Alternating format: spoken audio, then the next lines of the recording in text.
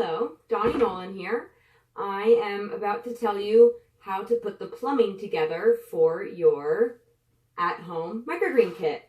So I already have mine growing for a little while now, and you can see I have sunflower microgreens, and they're very happy. They're growing almost 2 weeks now, and these are the 2 channels and the lid that goes on top of the tank.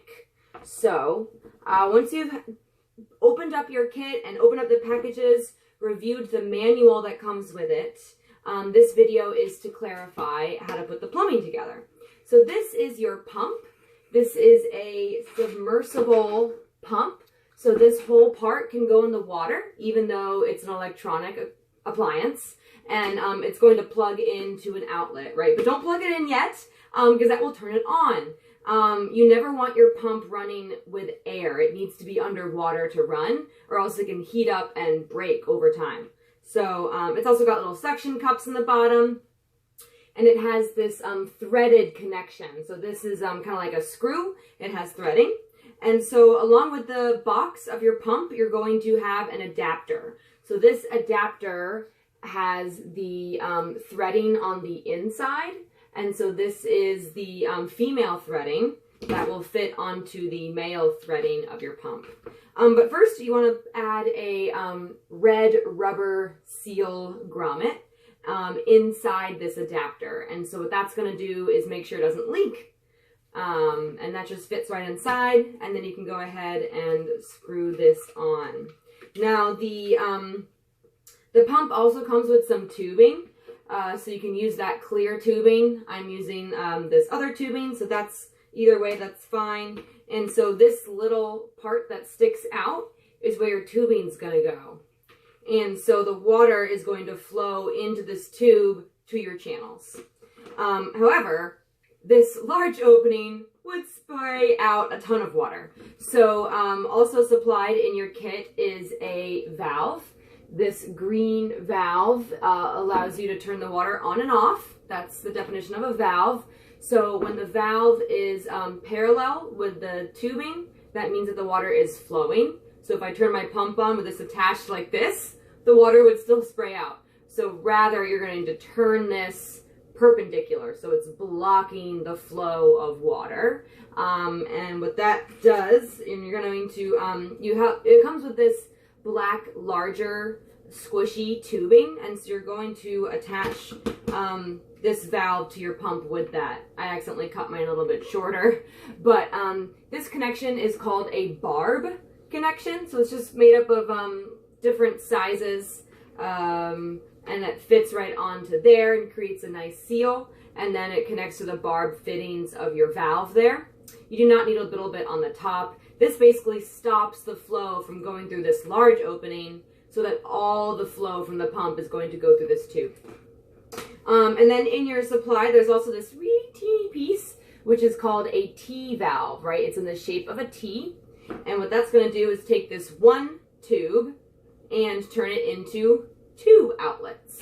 So you're going to attach the bottom part of your T to the tube. So attaching these fittings to this small tube is a little bit tricky.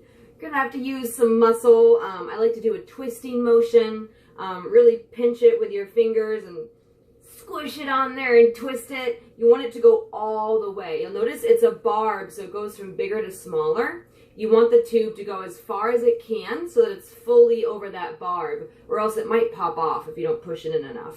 And so now this single tube is split into 2 ways, and that will feed our 2 channels.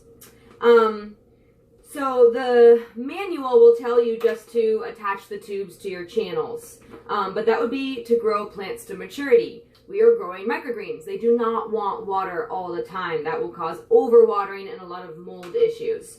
So what I've supplied into your kit are some of my favorite plumbing devices called VeriFlow valves, and mine already have tubes on either end, and I have black tubing. Your kit just comes with white tubing. So you'll need to cut your tubes into, I think you'll be able to use the clear tubing to connect your pump to the T that comes with the pump. And then the white tubing you'll have to cut into 4 pieces, so you have 1, 2, 3, and 4 tubing to go from the T valve to your channels. So these VariFlow valves allow you to turn the flow on or off. You just turn them, but it's everything in between as well. You can have a slow drip, a fast drip, a soft flow, a full flow. And so that's really important to avoid seeds from washing away. When you sow your microgreen seeds hydroponically, there's no soil on top. If the water is flowing really heavily, those seeds just float and wash away, can end up draining into your tank where they're not going to grow at all. So these valves are very important for microgreens. And so once you have tubes on either end of your VariFlow valves, then you can simply attach it to your T-valves. I'm going to do mine with the white end on the T-valve. And again, just kind of like twist until that's completely connected. And then once you have your trays, you can see that they have 2 holes at the top there. And that is where your tubes are going to fit in. You just kind of have to, again, kind of twist them and get them into those holes so that they stay there. So that's kind of how it works. It's best to have this tube a little bit long and these tubes a little bit shorter. That way it can reach out of the tank and you have easy access to these VariFlow valves. So I have my tank over here, and what I'm going to do is place my pump sideways and suction it to the side walls of my tank. And then I can turn on the flow. I'm just going to plug in my pump and turn it on, and then adjust these valves to a fast drip. For the sunflower microgreens, the seeds are rather large, so the river effect is not very much of a concern. These little channels are also very short and much more narrow than the ones we use in the greenhouse, so they're not going to need a lot of flow. So you can go ahead and put this in your tank. Make sure it's fully submerged under the water. You can look at my other videos for how to fill your tank. But you definitely want to test run your tank before you add seeds so that you can adjust the flow. So I think that's it. Oh, there is this little hole at the top of the cover, which is where the tubing will go. So this long tubing will fit into that hole. The wire from your pump will fit in that hole. So it's probably best to not have these connected just yet. And without the lid on, right, the lid is off, you place your pump into your tank and make sure those wires are sticking out where that hole in the cover is going to be. And then you're going to place your cover on and adjust it so that it fits just right. And then you can put your tubes into your channels. And before you have your seeds or your fertilizer water, be sure to sanitize all of your equipment. I already sanitized this surface because you don't want any potential fungal spores or bacteria to infect your system, because that can cause mold in your plants, which can possibly kill them or harm them. And also for your own food safety, you'll be eating these raw. You want to make sure that everything that touches the greens or the equipment is sanitized for safety. So please let me know if you have any questions, but that is the basic of doing the plumbing.